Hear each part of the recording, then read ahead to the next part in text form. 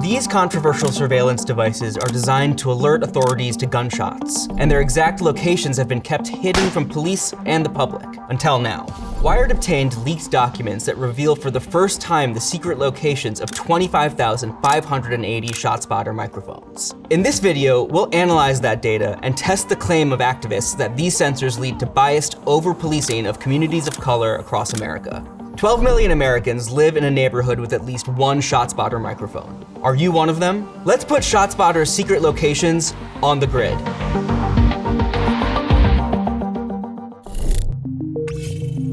This is just one of the 25,580 data points that represent ShotSpotter microphone locations as indicated in the leaked documents provided to me earlier this year by a source under the condition of anonymity. To confirm that the leaked data was legit, Wired vetted the locations by physically visiting sensors in different cities, including Pasadena, California, Chicago, Illinois.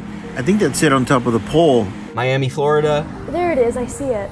And this one, attached to a street lamp near Prospect Park in Brooklyn, New York, where we spotted the protective casing that houses the acoustic sensors and processors. We even used Google Street View to virtually visit a random sample of locations in the document. And they check out. The sensors were exactly where the leaked data said that they would be. We don't know if our data set includes all sensors that exist, but Tom Chittum from SoundThinking, the company that makes them, said that as of February 2023, the document was likely authentic. The dataset represents over 1,000 elementary and high schools, dozens of billboards, scores of hospitals, and more than 100 public housing complexes where the sensors are placed. In total, the leaked document indicates ShotSpotter locations in 84 metropolitan areas across 34 states, plus US territories such as Puerto Rico and the Virgin Islands. 9 US cities actually have more than 500 sensors installed, including Albuquerque, New Mexico, Chicago, Illinois, Las Vegas, Nevada, and Washington, D.C., where sensors can be found on US government buildings, including the headquarters of the FBI, the Department of Justice, the US Court of Appeals, and just outside the city throughout the campus of the University of Maryland. So why are specific locations chosen for ShotSpotter? According to Tom Chittum, when police departments purchase SoundThinking services, they provide the company with data about gun violence in the area. Once a plan is agreed upon by the department, SoundThinking will seek permission from private property owners,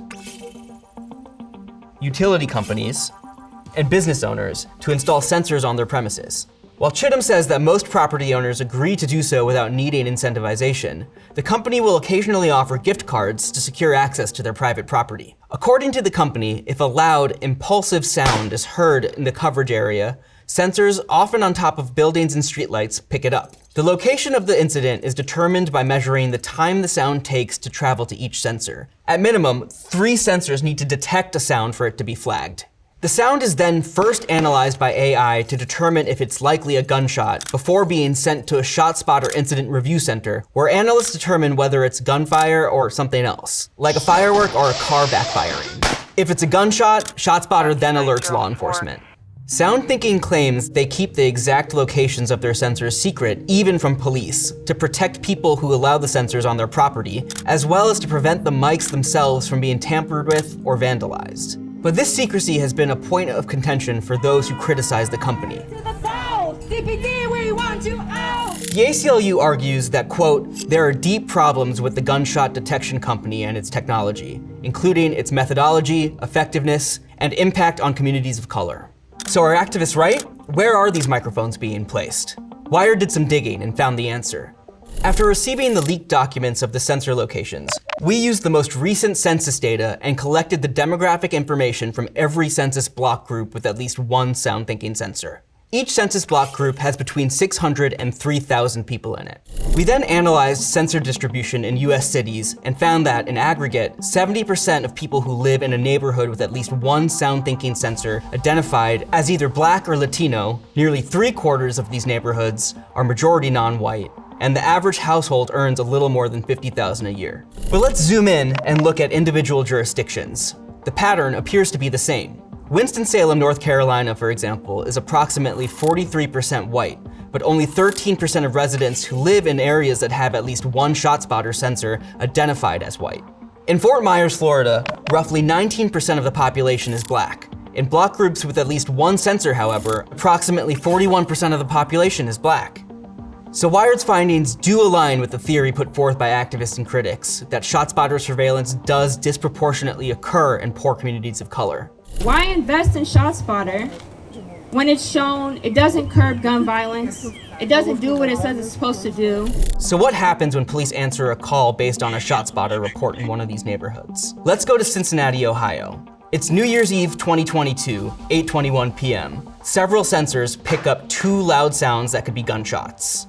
This is body cam footage that Wired obtained of the incident. You can see police detaining a man who happened to be standing near the corner where the ShotSpotter mics detected supposed gunfire. 9 officers were sent to the location to respond. However, once there, they found no gun, no bullet casings, no bullet holes, nor any evidence that a crime had been committed there. So we kind of did about 10 feet out, and it's nothing, unless he had a revolver. Yet cops still arrested this man after they ran his name and found he'd failed to appear in court for traffic violations.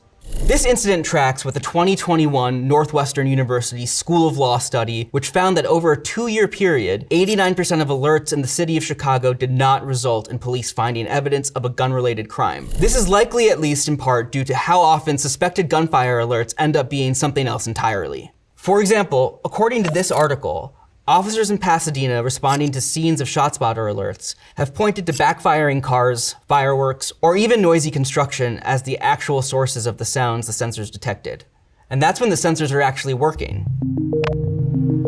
In December 2022, SoundThinking sensors failed to issue an alert for a shooting at a Euro shop in Chicago that wounded 2 men. Reportedly, 55 rounds were fired, yet SoundThinking's equipment sent out no alerts. The missed detections were apparently due to 3 out-of-service sensors. In fact, according to the leaked document, as many as 357 sensors in the Chicago metropolitan area were broken, unreliable, or out of service at the time. That's 9% of the total sensors in the city.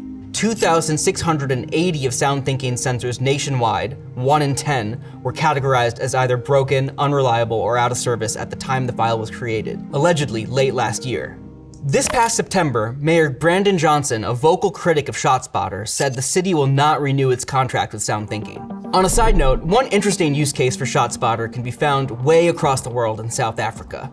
The Kruger National Park, one of the most renowned wildlife conservation areas in the world, has sensors throughout its grounds, presumably to curb the poaching of endangered species. Want to see if there's a ShotSpotter near you? Click on the Wired article in this video's description and search the data yourself. I'm Dhruv Mehrotra. Thanks for watching On the Grid.